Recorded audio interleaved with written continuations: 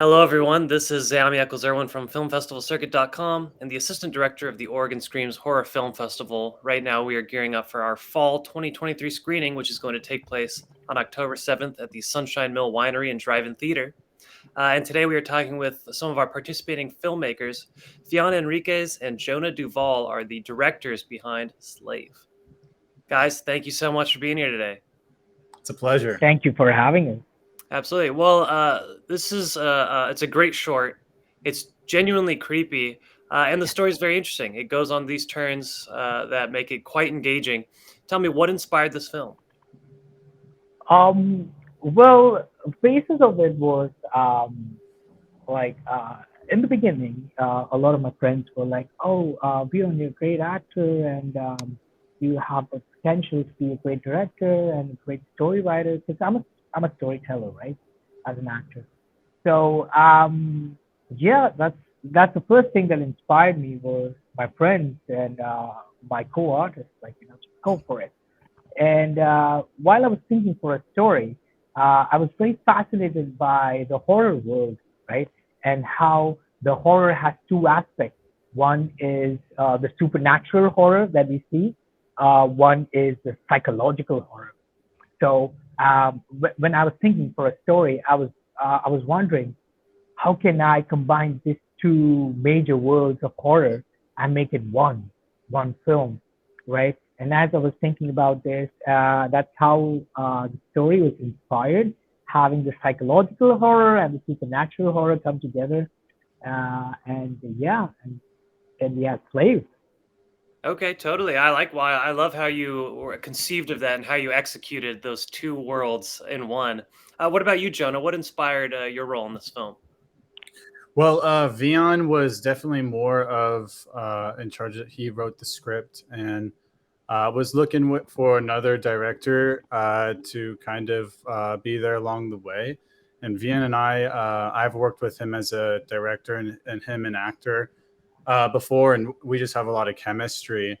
And I was like, Veon, you should just do this on your own. But he was like, I want to I'd be more comfortable if we work together, and so I helped co-direct and helped with like blocking and you know figuring out how to make each scene kind of uh, optimize it for the screen and for the audience, and then also that kind of like tied into being the editor, and so being a director and help running things was really convenient as the editor because I knew exactly where to pull from and which takes would be the one to choose. But really, the story came from Veon wanting to take a stab at directing, and me trying to support that and encourage that story.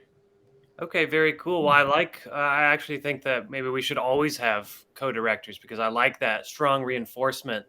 You guys can each kind of focus on different aspects in any given take or any given scenario, and the result is incredible. So it definitely paid off.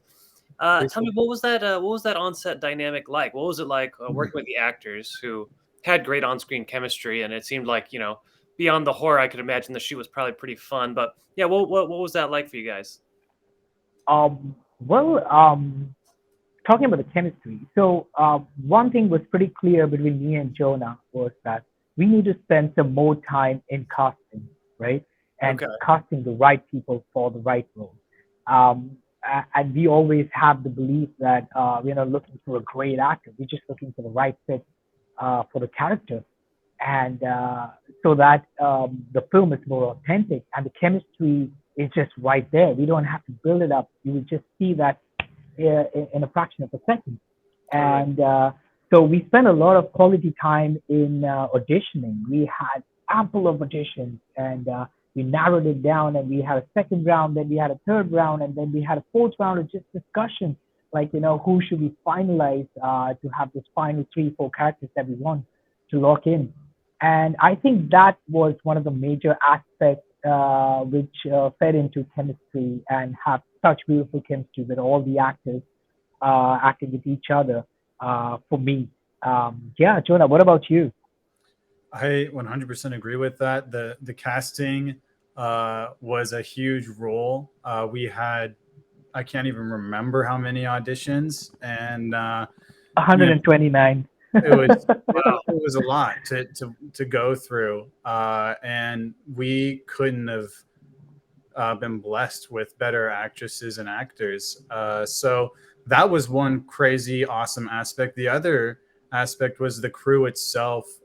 Kind of was a family, and everyone was each other's homie, and we were really tight, and we believed in the project. We believed in Veon's first attempt at directing, and that's kind of what led to this kind of result is everyone coming together, working extra hours, and kind of Yeah, putting their blood, sweat, and tears into this, yeah, and that's kind of why we're able to even put this into festivals, is because we had a lot of people that helped us get us here, and they felt like our family. So yeah, the on-screen dynamic, or sorry, the dynamic behind the scenes was amazing, and the chemistry with the actors was just like on screen. They were just like best friends, and I remember filming the dance sequence. It was like they were actually partying, and That's we awesome. were just kind of immersed in that experience. yeah. 100%. Okay, well, that's very incredible, and definitely reads. And I imagine having that strong connection with the cast and crew makes the process so much more fun and so much smoother. I want to ask a little bit about the aesthetic and the cinematography. I'm really reminded of some key scenes, like when they're going down the stairs for the first time. You shoot it through the banister, and there's something very, I feel like, very core horror. I kind of get evocations of kind of classic 70s, whether that was intentional or not. And I feel like there's kind of a unity with the way that it's shot and the types of images you show and the types of kind of ghostly apparition that they encounter. Can you guys comment at all on your the atmosphere and the aesthetic that you went for in this? So I can start with that. Okay. First of all, when it comes to the cinematography, we had a lot of people kind of help with that role, but the one that helped us is technically uncredited, but I think he did a fantastic job with that project. Uh, you know, and that was one of the things that we did learn from this, is always make sure you got your paperwork figured out before the shoot.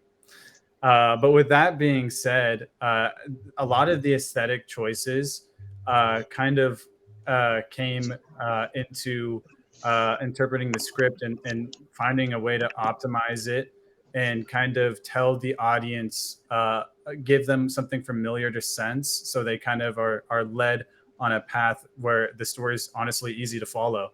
And that's kind of where a lot of it came from. And because there's a twist at the end, and we want to kind of overemphasize certain worlds to kind of have that twist play out effectively. Totally. So yeah, that's kind of what helped a lot of the aesthetic choices on my end, and also Vion. Yeah, that was a very shrewd observation, Jeremy. Like you said, like we are going for the 1970s kind of feeling, Right. having it. Yeah, I did have some of the Shining scenes in my head, right? That I was like, something similar, and I wanted to have that raw, classic kind of feeling, and have our audiences relive that kind of horror, Totally. um, and at the same time, just have a complete 180 towards the end, where it's still a horror movie, but it's no more a supernatural horror like we were talking about before. It Right. all of a sudden turns into a psychological horror, and yeah, while having this, um, all these themes in mind, like you noticed, and it, my intention was to more show the audience that there are people in the world who take advantage of numerous stuff, right? Just in general, whether it be business, or whether it be some kind of other aspect. So when I was thinking about the film and the scene, I was like, I want to portray to the audience in this way that there are people, possibly in the world, who are taking advantage of the supernatural factor, Right. right? And taking advantage of it, because it is still a world that we do not understand completely, right? And I wanted that to be seen in the film, right? And like I said, Jonah is we have amazing chemistry. I just have to put forth my thoughts and my imagination, which is so crazy, and and it's all cluttered, and he will piece it all together and get it all organized and be like, "Hey, Beyond, I think you are looking for this," and the this that he was talking about, as you see the film, is sometimes it's quite grainy, it's quite blurry. The shots are quite vivid, and it's like um, it's out of the box, right? Uh, it's intentional. It's all Totally. intentional, 100% intentional, because what we wanted to do right there is not crazily focus on the jump scare factor, but have a little bit of it in there. Right. Not crazily focused on the supernatural factor, but have that in there. So just have a balance, a perfect balance of everything, and try to bring the film together. Because in the end, it's a short film. There's only so much we can do in that Right. amount of time, right? And just mash it all together in a perfect balancing world with the cine, and try to give the best experience to our audience out there. Well, I love that. I think it really works because you have familiar core horror moments, but it stays very fresh. And I think that the dynamic that you guys have developed sounds really great. I want to know, what did you learn from this process? What kind of new insights on the craft did you take away from making this film? Definitely paperwork. Uh, Paperwork. the other thing is when you have such a tight group of friends working on an indie project and it's very low budget, they might act like a bunch of group of like a big group of friends, and so uh, I remember after our second night, or was it our first night? I don't even remember. But our second night, I think a bunch of people went clubbing afterwards and were super exhausted on day three, and so, it's you're gonna put in what you get out of it, or you're gonna get out what you put into it. Gee, believer. Uh, but yeah, Okay, totally. Yeah, I mean, we also learned that nothing goes according to what you've planned. I mean, not 100% at least, right? We always need to have a plan, and we had amazing people working on the project. Even our AD was on point, on our backs all the time to be on time, to get the scenes in, and to not have any of our babies cut off, right? Like we Right. say, Totally. we do not kill any babies in the scene. So yeah, we learned that not everything goes according to plan, but we need to be ready every single moment to improvise, to take a step back, be calm, and think on how we're going to work on this right now on this particular situation, and just very swiftly execute it. Okay, totally. Yeah. Well, there's a lot of good stuff there. Not only is the kind of the dynamic of the cast can be a double-edged sword. Everyone works so great that they want to go partying afterwards, and Yeah. it makes for a more memorable production when you have problems like that. Ultimately. Oh, trust me on that, it does. And it was one hell of a memory. I That's loved awesome. every bit of it. Yeah. yeah, totally. Totally. Yeah, and like you said, the paperwork, all that pre-production, keeping things in line, and having a good AD who can kind of drop the hammer and be like, guys. Yeah. But well, so are you guys working on any new shorts, either individually or together? Yes, we are.